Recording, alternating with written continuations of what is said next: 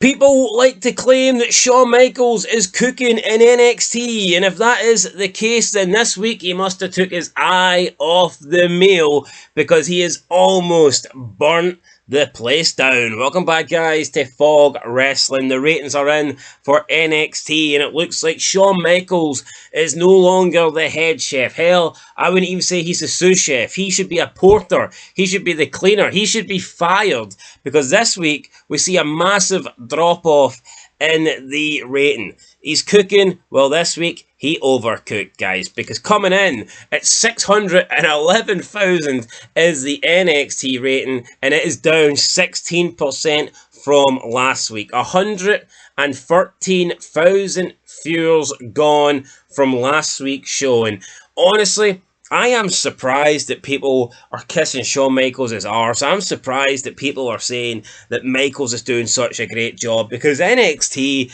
is a really poor show and it's a difficult watch, and I used to like it. I think like a year ago NXT was a little bit entertaining, but I mean now it's a bad show to watch. I don't understand why people think that he's somehow doing all this great stuff, because for me he is not. Now, yes, NXT has, over the past month, seen a big increase in ratings, and for 4 months in a row, they had ratings over 700,000. But why did they have those ratings over 700,000? People were saying it's because of Shawn Michaels, but if you take a closer look, I think there's other reasons. First of all, they had Sexy Red on NXT twice as they were building up to that pay-per-view. I forget, well, premium live event, whatever it was called. Can't even remember, so that's how special it was. I can't even remember. Was it Heatwave? Doesn't matter. Anyway, they had Sexy Red come in. There was a little bit of buzz about that. People were tuning in to see that. Then they brought in Cody Rhodes from the main roster, and that helped them maintain over 700k. Last week, we all know what happened last week. We had the local hero, Joe Hendry, say his name and he'll appear. Well, I don't know whose name Shawn Michaels needs to say this week to try and get the ratings to appear, but he's lost a shitload. So yeah, you go from Sexy Red to Cody Rhodes to Joe Hendry, giving people a reason to tune in other than what we normally get on NXT. And this week, there was nobody special, that there was nothing advertised for NXT. The rating flopped. Is it a coincidence? I doubt it. In terms of competition, there wasn't really much on. There was the Copa America. That was on, but are we really going to blame the Copa America here? Football, soccer? Are we going to give that? That seems like an AEW excuse. I don't think we should be blaming the low rating on football in America. So, yeah, I'm not convinced, guys, but the viewership is down 16%, 724,000 last week. This week, only 611,000. The key demo as well also took a beating, down 31%. That's insane. So, almost a third of the 18 to 49 audience tuned out this week, and that's not good. That's concerning. That's bad.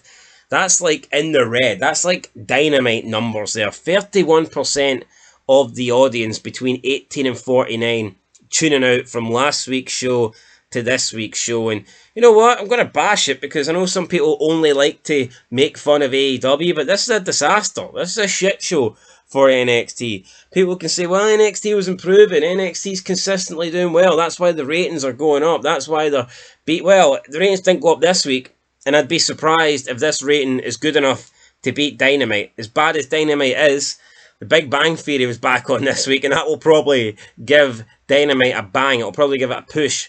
I'm expecting Dynamite to get around 630, 640, 650. We'll see what happens, but I do think Dynamite will beat NXT. So let's get into the YouTube clips then to see what people were actually watching. So, first place in 67,000, Lola Face knocks out Roxanne Perez and steals the NXT title. 58,000 was the full number one contender match, Tag Team Turmoil.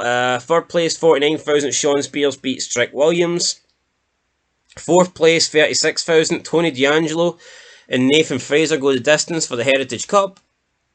And in fifth place, with 35,000, Obafemi says to Wesley, see you at Heatwave. I mean, Wesley and Obafemi, man, This feud is absolutely sucked. I don't understand why people like Obafemi. It is so hypocritical because if Obafemi was being pushed in the McMahon era, if McMahon was in charge and pushing this guy, people would be booing, people would be complaining, they would be saying that Obafemi sucks and that McMahon loves big sweaty men and he's just another big jacked up guy that can't wrestle. People would be saying that about Obafemi, but because it's Shawn Michaels pushing him, I mean, they make out like he's the greatest thing ever. I mean, is he athletic? Yes. Is he strong? Yes. But is he a great professional wrestler? Does he have a good character? Does he do engaging promos? Interesting, entertaining promos? Absolutely not. I mean, he's just a big guy that can do moves, and pretty much everybody on the roster can do moves. So, yeah, forgive me if I'm not impressed with Obafemi. Plus, he's not a draw as well. You also got to factor that in. This guy does absolutely nothing for the numbers. You know, there's some people that you can make a case for and go, well, when they're on NXT, you know, they bring in decent numbers, or, you know, they seem to get decent views on YouTube, or they seem to be involved in some of the higher quarters of the show. I mean, not this guy. Nobody gives a shit about Obafemi. Him and his crappy Nigerian language, or not language, accent. So, yeah, this guy for me ain't going anywhere. Maybe he needs a manager. Maybe he needs a Paul Heyman. Maybe Shawn Michaels needs somebody better running NXT. Maybe we need some stars on NXT instead of just jobbers, jabronis that nobody cares about. Possibly. Anyway, why not get Joe Hendry on NXT? If I was WWE, I would be desperate to get this guy in. Call him. Say his name. And he might appear next week. But this week, there was no ratings appearing. That is for sure. So yeah, guys, let us know what you do. Let us know what you think down below.